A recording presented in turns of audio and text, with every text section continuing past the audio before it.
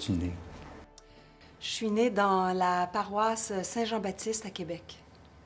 Est-ce que tu faisais partie d'une petite famille ou d'une grande famille? Bien, quand je suis née d'une très petite famille, j'étais la première, mais finalement, on a été 5 enfants et même chez les cousins, les cousines, les oncles, les tantes, c'est une très grande famille, oui. Et est-ce que les arts étaient présents dans cette famille pendant ton enfance? Oui, dans mon enfance, il y avait dans la bibliothèque du salon beaucoup de livres sur la peinture.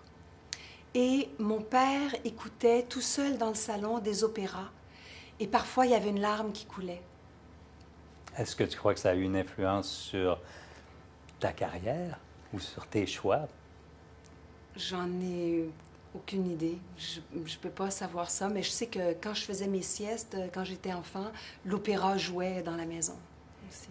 Et la danse, comment est-elle arrivée dans ta vie? Je pense que le premier contact avec ce que j'appellerais la danse, c'était à travers la natation. Je nageais beaucoup.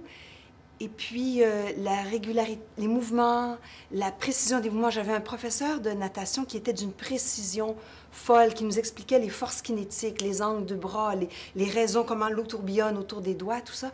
Puis déjà, là, puis la respiration, le lien avec la respiration. C'est que je pense que ça a été ma première plongée dans le mouvement par la natation.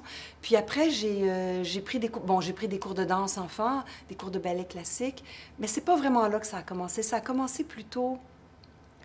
J'ai fait des auditions à l'École nationale de théâtre pour être actrice. Et puis en attendant la réponse, je me suis dit, ah là, pour être une bonne actrice, il faut absolument avoir un corps. Et je sentais que j'avais pas de corps. Alors j'ai commencé à prendre des cours de ballet classique, à continuer plus sérieusement mes cours de ballet classique. Puis mon professeur, Tom Scott, était un passionné extraordinaire. Alors, quand j'ai reçu ma réponse, non, j'ai continué avec lui.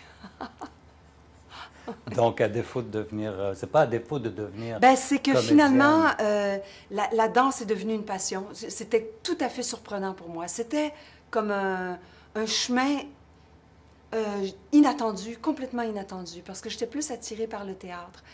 Puis finalement, ça n'a pas été long que j'aimais beaucoup mieux le milieu de la danse, où est-ce qu'on parle beaucoup moins, où est-ce qu'on est beaucoup plus dans les sensations, et puis dans une très grande discipline.